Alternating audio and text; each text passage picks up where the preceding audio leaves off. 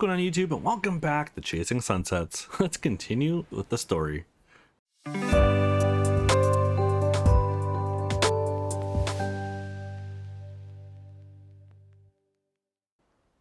Well, we're already a chunk into chapter 7. This is the final chapter of this version, so I'm not sure how much more we have left to go. So I guess we'll see. Let's keep going. At the end of the last episode, Mallory and Jay were kind of deciding on when to divide who gets what days to be with you, since we're into both of them. So let's see what happens, because this is the following evening.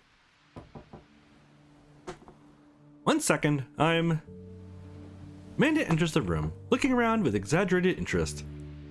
Oh, what's up, Amanda? I was just admiring your room, and this is totally the first time I've been inside it.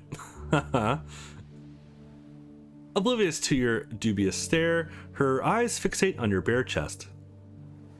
Stimulates the urge to experience one. Your idea has merit indeed.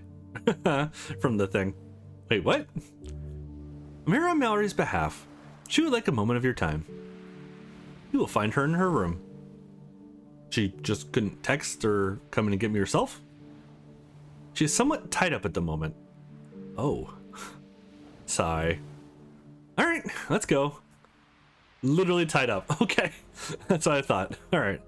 Upon entering Mallory's room, you aren't terribly surprised to find her blindfolded and restrained.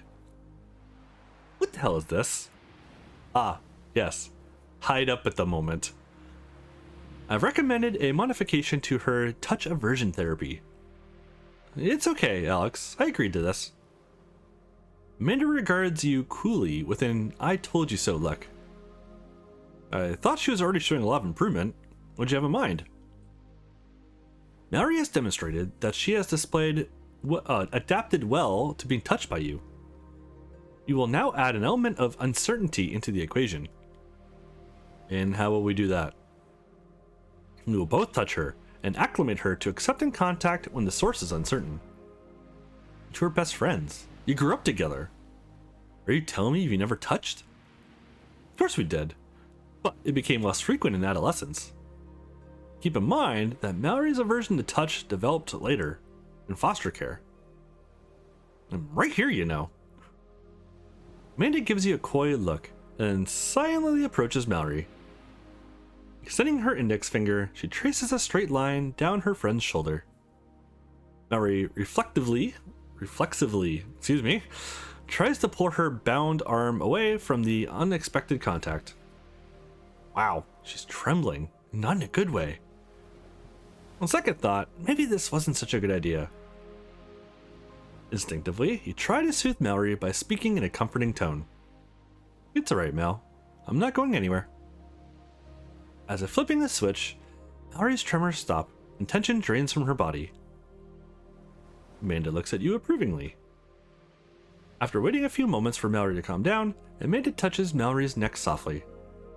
No. I won't let anything bad happen to you. Once again, Mallory relaxes visibly at the sound of your voice. To your mild surprise, when you reach out and caress Mallory's cheek, she doesn't recoil at all. Amanda just stares at you in disbelief. How? I don't know. I wonder. Now, Amanda's gonna touch you next, but I will guide her hand. Clasping Amanda's hands, you place on Mallory's cheek and keep it covered with your own. That's nice. At first, you think you could feel Mallory trembling, but then realize it's Amanda. After a moment, both of you withdraw your hands. You notice Amanda's cheeks are slightly flushed. Time for some positive reinforcement.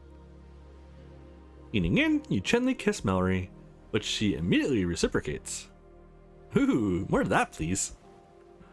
To your surprise, Amanda imitates your kiss without hesitation. Pump the brakes a tad, Amanda. This can go sideways. I'm right here. To your relief, Mallory relaxes and begins reciprocating her kiss in earnest. When they part, a single strand of saliva connects their lips, leaving Amanda panting audibly.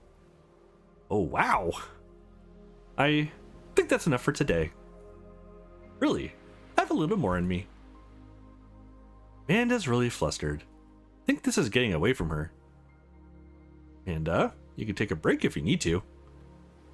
No, we should press on. I just require a moment to process. You place Amanda's hands on Mallory's midriff, once again beneath your own. That's both of you, isn't it? Yes. That's not bad. Mallory's cheeks flushing and her skin erupting into goosebumps belies her understatement.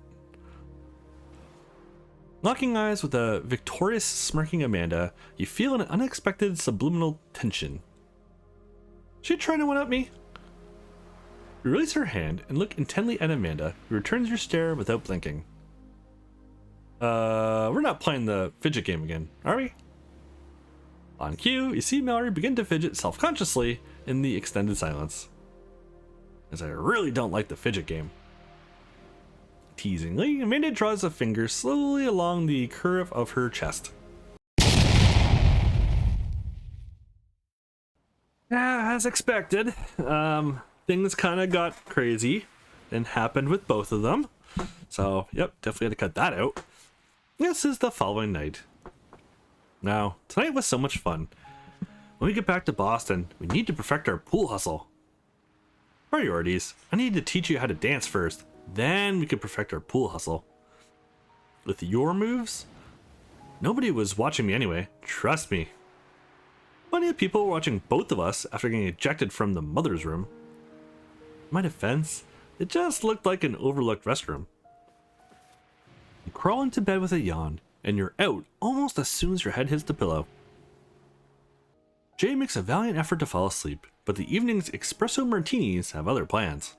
If I don't get this constant horniness under control, he's gonna think that's all I'm about. And again, maybe he's down for one of my patented pouncings. Out cold. Go figure. Jay admires your sleeping form with equal parts affection, frustration, and desire. Alternate plan then, just a peek, followed by a little self-soothing. And also did things with Jack. Let's keep going. 2 weeks later. The last couple of weeks have flown by, thanks to our crazy schedule. Managed to score points with George and Lisa by expanding on Jay's win. Since Polygene is still in legal limbo, we couldn't begin the campus expansion. I convinced the Minister of Lands to clear and grade the new parcel Jay negotiated. This allows us to honor the court order while still breaking ground as a public works project. Even though my days are still full, it's rewarding seeing the to-do list dwindle. At least the evenings have been pleasant though. I couldn't exactly call them relaxing. So definitely had to cut that out because we're doing stuff with Mallory a lot. Jay's been very curious about our secret getting out. Learning we may share a mother is part of that. The wait on result isn't helping. The lab sequencer went up after Sophie put Bandit's DNA through. After waiting a few days for parts, Sophie ended up sending Jay's sample stateside. While she prefers to meet up away from the others, sometimes she gets impatient. I knew from the get-go that she wasn't happy that I'm seeing others. And while she never mentions it, I could see she has to fight the urge. Lisa has been visiting in the evenings to go over work stuff. Well, it's been professional. I can tell she gets a rise out of teasing Jay and Mallory with her visits. My interview with Inspector Stewart on Mom and Dad's crash was short and frustrating. He knows more than he's saying, and hoped I could identify a man I might have seen in Sicily. He showed me grainy photos of some bald guy taken from a distance, but it wasn't anyone I'd recognized. At this point, all we have to do is wait and hope I can piece the puzzle together. My morning sparring with Chef Tanaka has been worth every ache and bruise. Like a blade, the body needs to be honed, and we both needed this to sharpen back up. Fortunately, she's a great instructor, and quickly pointed out the worst holes in my defense. I also get the best of her occasionally, which has earned both her respect and her wrath. I've gotten so used to her correction, I sometimes hear her voice like a weird shoulder angel. That just means her method is working, fuckboy. The chef's affinity for teaching has met its match with my kitchen skills, however. Cooking may be a talent I will never master, but damn if I have fun trying. Worcestershire sauce.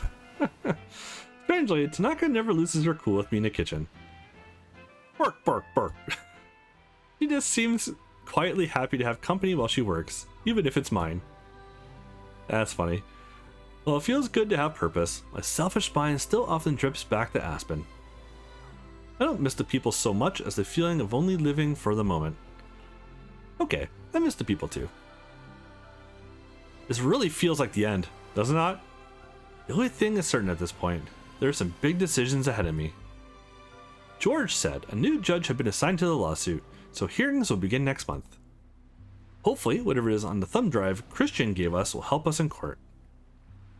And it still wouldn't surprise me if Christian was full of shit.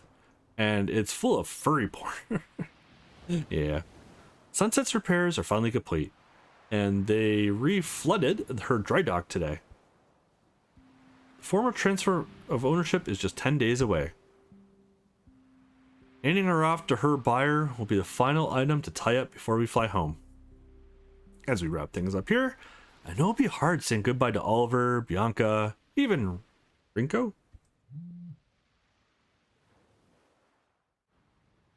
Well, speak of the devil. Give me 15 minutes and bring anything necessary to impress me with this fictional dexterity trick of yours. Not gonna happen unless we're playing for the same stakes. Oh boy. I hope Bianca's stocked up at the fruit stand. 12 minutes later.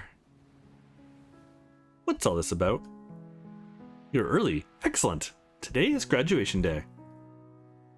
Can we not and say we did? It's been a long day. The fact that you arrived in workout clothes tells me you already know the answer to that. Alright, let's do this. Why so serious? Tell you what, win first round, and I'll fly to Boston sometime and cook for you. And if I lose?